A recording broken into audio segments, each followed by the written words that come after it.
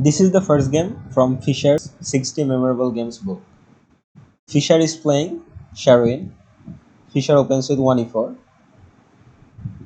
Sharon replies with c5, the Sicilian defense. Fischer goes knight f3,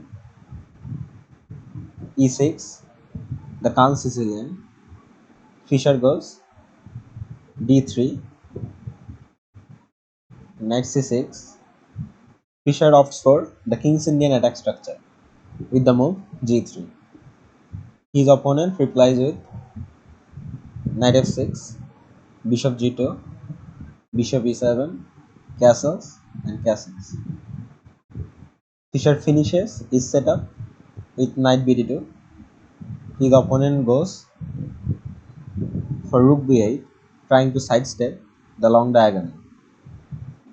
Fischer goes rook e1, d6, c3, b6, and Fischer strikes in the center with d4. Queen c7. Fischer moves forward with e5. Knight d5, e takes d6, bishop takes d6, knight e4 attacking the bishop. His opponent goes for c4. Fischer takes the bishop, queen takes, and Fischer goes for knight g5, initiating his attack. His opponent brings his knight back to defend. Fischer threatens mate on h7. His opponent blocks with the knight. Fischer goes h4. His opponent brings the other knight back. Now Fischer notices that the queen and the rook are on the same diagonal, and his dark square bishop can square them. So Fischer rightly sacrifices the knight on h7. After knight takes h7, Fischer goes for h5, attacking the knight. Now, if the knight moves back to say e7, then Fischer can skewer the queen and the rook and be an exchange up.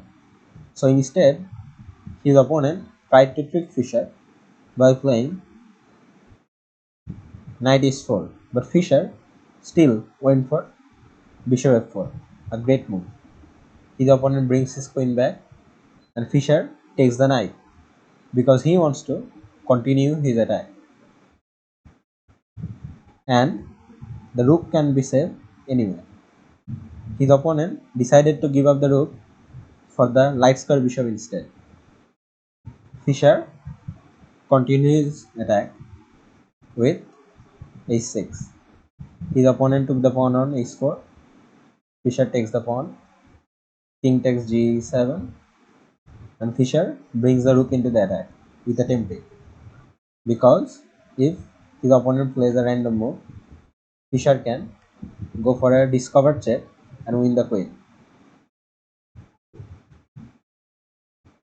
His opponent saw that and moved the queen back. Fischer brings his rook back to e3. His opponent tried to block the diagonal of the queen with f4, which is a mistake. Fischer goes for rook h3. His opponent brings the rook queen back to e8. Fischer plays bishop e5 check.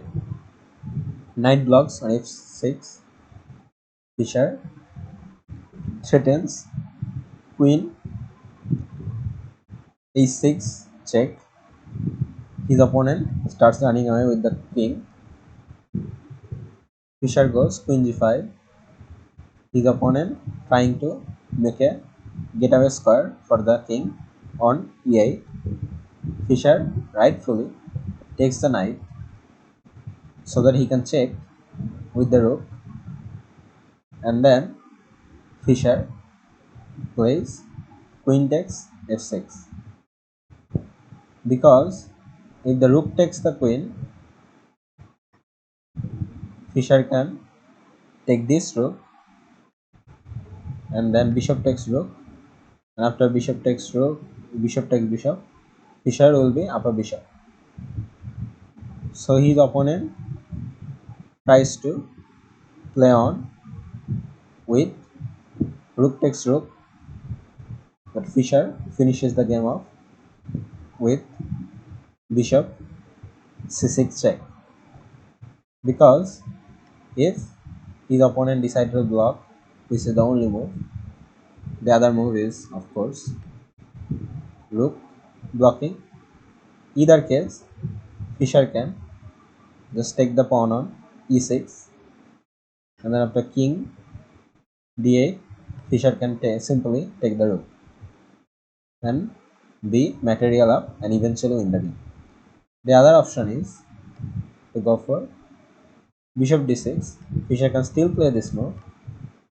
After king goes to d8, Fischer can take the bishop and still be material up and win the game. This is the first game from Fischer's book, which Fischer won quite easily. At least it seemed that way. His opponent never had a chance.